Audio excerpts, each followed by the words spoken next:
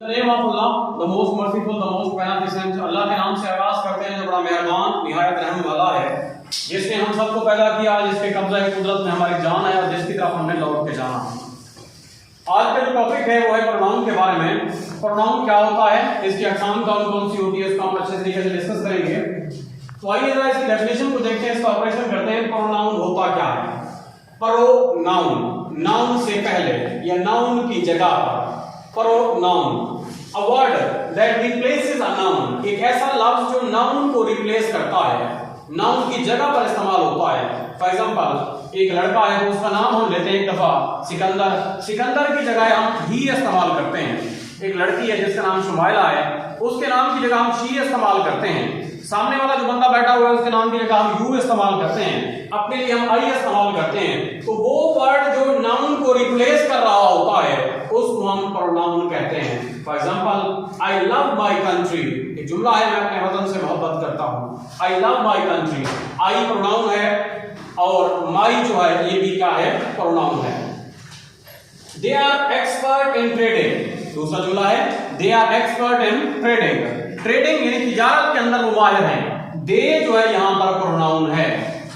Kind of pronoun की बात करते हैं तो काइंड ऑफ प्रोनाउन में हमारे पास बहुत सारी अक़साम है प्रोनाउन की, जिसमें पर्सनल प्रोनाउन आ जाता है, डेमोंस्ट्रेटिव प्रोनाउन आ जाता है, रिलेटिव प्रोनाउन आ जाता है, इंट्रोगेटिव प्रोनाउन आ जाता है, इंडेफिनिट प्रोनाउन आ जाता है, पोजेसिव प्रोनाउन आ जाता है और एंड के ऊपर रिफ्लेक्सिव और एम्फेटिक प्रोनाउन आ जाता है। आइए जरा इनको हम डिस्कस करते हैं, ब्रीफली बताते हैं इसके बारे में, इनकी डेफिनेशन और इनकी एग्जांपल करते हैं। इंशाल्लाह नेक्स्ट जो लेक्चर होगा उसकी मिसालें फिर हम इसमें देखेंगे। पर्सनल प्रोनाउन जिस तरह नाम से जाहिर होता है, it is used at the place of person, एक ऐसा लफ्ज होता है जो पर्सन के नाम की जगह पर इस्तेमाल होता है, पर्सन की जगह पर इस्तेमाल होता है। Personal pronoun are used instead of person, ये बंदे की जगह पर इस्तेमाल होते हैं, जिसमें आई है, वी है, यू है, ही है, शी है, दे है, ये उनकी जगह पर इस्तेमाल होते हैं। और अगर बच्चा हो गया तो हम बच्चे के लिए प्रोनाउन इट इस्तेमाल करते हैं। बच्चे के लिए बेबी जो लिटिल किड होता है उसके लिए ही और शी का वर्ड इस्तेमाल नहीं करते, बल्कि हम इट का इस्तेमाल करते हैं। डेमोंस्ट्रेटिव प्रोनाउन, ये एक ऐसा प्रोनाउन है, it points out some noun, जो किसी नाउन को पॉइंट आउट करता है कि नाउन कहां पर मौजूद है। फॉर एग्जांपल, दिस है, दैट है, दीज है, दोस है। दिस सिंगुलर के लिए इस्तेमाल होता है जो करीब में चीज पड़ी होती है या करीब में बंदा बैठा होता है। दैट वो जो दूर में होता है उसके लिए इस्तेमाल करते हैं। दीज प्लूरल के लिए इस्तेमाल करते हैं और दोस उन प्लूरल के लिए इस्तेमाल करते हैं जो करीब नहीं होते, दूर होते हैं। This is called demonstrative pronoun.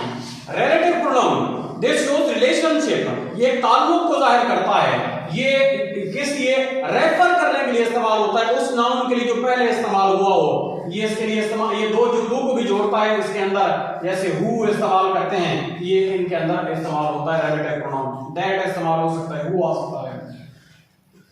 Interrogative pronoun, ये वो प्रोनाउन होता है जो सवाल पूछने के लिए इस्तेमाल होता है। इट आस्क क्वेश्चंस, हु हो गया, हुम हो गया, हुज हो गया, व्हिच हो गया, ये सवाल पूछता है किसी भी जगह पे जब हम जुमले के अंदर इस्तेमाल करते हैं। ये वो प्रोनाउन है जो सवाल के लिए इस्तेमाल होता है। इंडेफिनिट प्रोनाउन, ये वो प्रोनाउन है जो खास नहीं होता, कोई भी आम बंदा हो सकता है जिसको हम अमूमियत जाहिर करने के लिए इस्तेमाल करते हैं, उस एग्जैक्ट बंदे की बात नहीं करते, इसको हम indefinite pronoun. It is used to show people without saying exactly, हकीकत में वो कौन है, समवन हम कह देते हैं, नो वन हम कह देते हैं, समबॉडी हम कह देते हैं, एनीबॉडी हम कह देते हैं। तो ये जो समवन है, समबॉडी है, समवन है, समबॉडी, नो वन है, नोबॉडी है, एनीवन है, एनीबॉडी, ये इंडेफिनिट प्रोनाउन कहलाते हैं। उसके बाद पोजेसिव केस आ जाता है। इट शोज पोजीशन, मलकियत को जाहिर करता है। मलकियत के लिए जो वर्ड इस्तेमाल करते हैं, जो प्रोनाउन इस्तेमाल करते हैं, वो पोजेसिव प्रोनाउन होता है। जैसे फॉर एग्जांपल, साराज बुक, यानी बुक जो है वो सारा की है। मारियाज पेन, ये पेन जो है वो मरिया का है, मारिया का है। तो ये एपोस्ट्रोफी एस लगा के हम उसकी मलकियत को जाहिर करते हैं। Next at the end, reflexive pronoun और एम्फेटिक प्रोनाउन, ये दोनों एक ही हालत के अंदर इस्तेमाल होते हैं। जब किसी भी प्रोनाउन के साथ सेल्फ लगा देते हैं या सेल्फ लगा देते हैं तो वो रिफ्लेक्सिव या एम्फेटिक बन जाता है, लेकिन इनका इस्तेमाल डिफरेंट तरीके से होता है। शक्ल एक जैसी है, जैसे माई सेल्फ हो गया, हिम सेल्फ हो गया, आवर सेल्फ हो गया, योर सेल्फ हो गया, ये शक्ल तो एक जैसी है, लफ्ज भी एक जैसे हैं, लेकिन ये इस्तेमाल के लिहाज से थोड़ा सा डिफरेंट है। तो जो कीजिएगा, मैं दो जुमले लिखता हूं यहाँ पे, ये मैंने लिखे हुए हैं। I saw my self in mirror, मैंने अपने आप को देखा शीशे के अंदर। शीशे के सामने जो बंदा ठहरता है वो अपने आप को ही देखता है। I saw my self in mirror, इसमें सब्जेक्ट और ऑब्जेक्ट दोनों सेम है।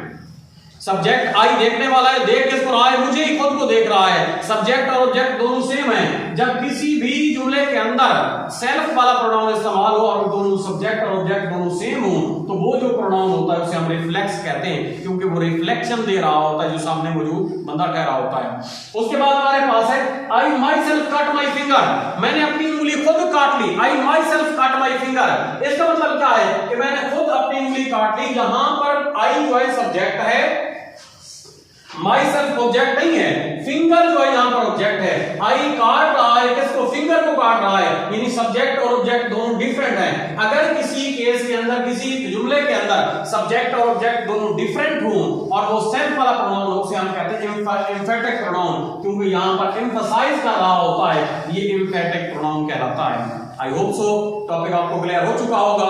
एक क्विक सी छोटी सी जल्दी सी रिवीजन दे देते हैं। प्रोनाउन होता क्या है, एक ऐसा लफ्ज जो नाउन की जगह पर इस्तेमाल होता है उसको हम प्रोनाउन कहते हैं। A word that replaces a noun, एक लफ्ज जो नाउन को रिप्लेस कर रहा है प्रोनाउन कहलाता है। प्रोनाउन जैसे आई है, माई है, मी है, यू है, ये सारे प्रोनाउन हैं। प्रोनाउन की टाइप, पर्सनल प्रोनाउन वो प्रोनाउन जो पर्सन की जगह पर इस्तेमाल होता है। डिमॉन्स्ट्रेटिव प्रोनाउन वो प्रोनाउन जो किसी चीज को पॉइंट आउट करने, किसी बंदे को पॉइंट आउट करने के लिए इस्तेमाल होता है। रिलेटिव प्रोनाउन जो रिलेशन को जाहिर करता है एक चीज का दूसरे के साथ। इंट्रोगेटिव प्रोनाउन जो क्वेश्चन पूछने के लिए इस्तेमाल होता है। इंडेफिनिट प्रोनाउन जो खास नहीं होता, मखसूस नहीं होता, इनडेफिनिट हो सकता है। एग्जैक्टली किसी चीज के बारे में वजाहत नहीं दी जाती। पॉजेसिव प्रोनाउन मलकियत को जाहिर करता है। रिफ्लेक्सिव और एम्फेटिक दोनों एक ही जैसी हालतें हैं, माई सेल्फ, हिमसेल्फ, आवरसेल्फ वगैरह, लेकिन इनके इस्तेमाल की वजह से हम इनको डिफरेंशिएट करते हैं। अगर किसी जुमले के अंदर सब्जेक्ट और ऑब्जेक्ट दोनों सेम हो तो वहां पर जो प्रोनाउन होगा वो रिफ्लेक्सिव होगा, क्योंकि रिफ्लेक्शन दे रहा होगा। और अगर सब्जेक्ट और ऑब्जेक्ट दोनों डिफरेंट हो तो वहां पर वो एम्फसाइज कर रहा होता। I myself cut my finger, मैंने अपनी उंगली खुद काट ली, एम्फसाइज कर रहा है यहां पर, तो इसको हम एम्फेटिक प्रोनाउन कहते हैं। I hope so lecture clear हो चुका होगा। देखिए, सुनिए और दोस्तों में शेयर कीजिए ताकि इल्म फैले और आप भी तरक्की करें और हमारा मुआशरा भी तरक्की करें। थैंक यू, शुक्रिया।